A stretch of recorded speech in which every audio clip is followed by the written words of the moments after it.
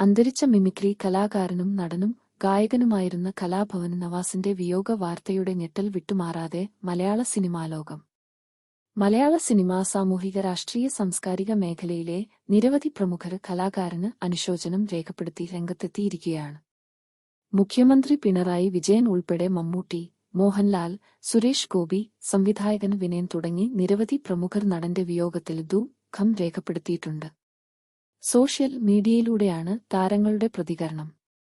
കലാഭവൻ നവാസിന് ആദരാഞ്ജലികൾ എന്നാണ് മമ്മൂട്ടിയുടെ പ്രതികരണം. എപ്പോഴും പുഞ്ചിരിക്കുന്ന മുഖവുമായാണ് നവാസിനെ കാണാറുള്ളതെന്ന് മോഹൻലാലും ഫേസ്ബുക്കിലൂടെ പ്രതികരിച്ചു. എപ്പോഴും പുഞ്ചിരിക്കുന്ന മുഖവുമായാണ് നവാസിനെ നമ്മൾ കാണാറുള്ളത്. നർമ്മവും സ്വാഭാവികതയും നിറഞ്ഞ കഥാപാത്രങ്ങളെയാണ് നവാസ് സിനിമയിലും കാഴ്ചവെച്ചത്. അകാലത്തിൽ വിട്ടുപിരിഞ്ഞ പ്രിയപ്പെട്ട സഹോദരന് ആദരാഞ്ജലികൾ മോഹൻലാൽ കുറിച്ചു. പ്രിയപ്പെട്ട നവാസിന് ആദരാഞ്ജലികൾ എന്ന് സുരേഷ് ഗോപിയും കുറിച്ചു. പ്രിയമുള്ള കലാഭവൻ നവാസ് വിട പറഞ്ഞു, ആദരാഞ്ജലികൾ എന്ന് സംവിധായകന് വിനയനും പ്രതികരിച്ചു.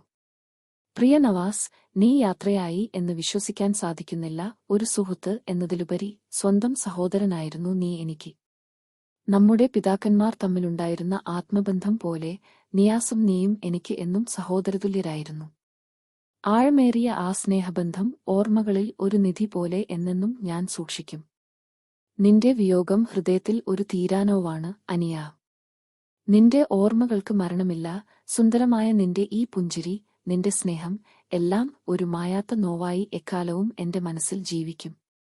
ആദരാഞ്ജലികൾ പ്രിയ സഹോദരാ, ഷമ്മി തിലകൻ കുറിച്ചു.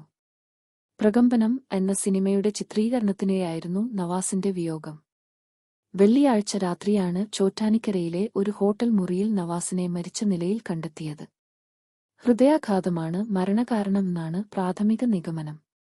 സകല കലാവല്ലഭനായിരുന്ന കലാഭവൻ നവാസിന് ട്രാവൻകൂർ നോബിൾ ന്യൂസിന്റെ ആദരാഞ്ജലികൾ.